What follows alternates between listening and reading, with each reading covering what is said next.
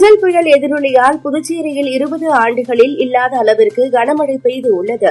இதனால் புதுச்சேரியில் ஏற்பட்ட மழை பாதிப்பு காரணமாக அனைத்து ரேஷன் கார்டுகளுக்கு ரூபாய் 5000 வெள்ள நிவாரணம் வழங்கப்படும் என்று புதுச்சேரி முதலமைச்சர் ரங்கசாமி தெரிவித்துள்ளார். விழுப்புரம் மாவட்டத்தில் மழை வெள்ள பாதிப்புகளை பார்வையிடுவதற்காக முதலமைச்சர் மு.க.ஸ்டாலின் இன்று விழுப்புரம் மாவட்டத்திற்கு வந்தார். மரக்காணம் ஒன்றியம் மந்தவாய் புதுக்குப்பத்தில் உள்ள புயல் பாதுகாப்பு மையத்தை நேரில் பார்வையிட்டு ஆய்வு செய்தார். பின்னர் அவர் விக்கிரவாண்டி தாலுகா அலுவலகத்தில் ஆய்வு மேற்கொண்டார்.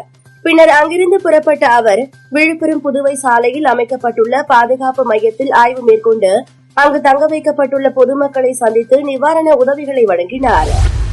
நாக்பூரில் நடந்த 50 கோல்டன் ரூல்ஸ் ஆஃப் லைஃப் என்ற புத்தகத்தின் வெளியீட்டு விழாவில் கலந்து கொண்ட மத்திய அமைச்சர் நிதின் கட்கரி பேசுகையில், அரசியல் என்பது திருப்தியற்ற ஆத்மாக்களின் உடல்.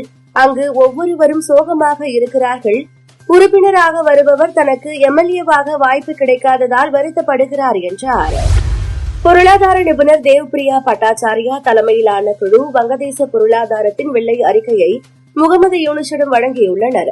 இதில் வங்கதேசத்தில் ஷேக் ஹசீனாவின் 15 ஆண்டுகால ஆட்சியில் ஒவ்வொரு ஆண்டும் சராசரியாக 16 பில்லியன் அமெரிக்க டாலர் சட்டவிரோதமாக வெளியேறியுள்ளது என்று அந்த அறிக்கையில் தெரிவிக்கப்பட்டுள்ளது. அமெரிக்காவில் பதவியேற்கும் முன்பே டிரம்ப் முக்கிய முடிவுகளை அறிவித்து வருகிறார். இதற்கிடையே பதவியிலிருந்து வெளியேறும் ஜோ பைடனும் கடைசியாக தனது அதிகாரத்தை பயன்படுத்தி முக்கிய முடிவுகளை செயல்படுத்தி வருகிறார்.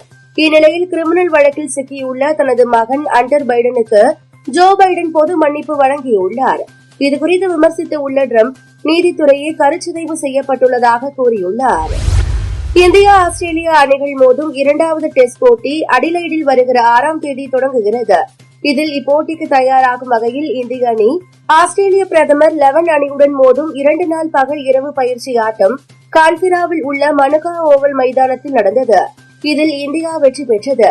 இதுகுறித்து கூறிய இந்திய கேப்டன் ரோஹித் சர்மா, இப்போட்டியிலிருந்து கிடைத்த வெற்றி அற்புதமாக இருந்தது என்றார்.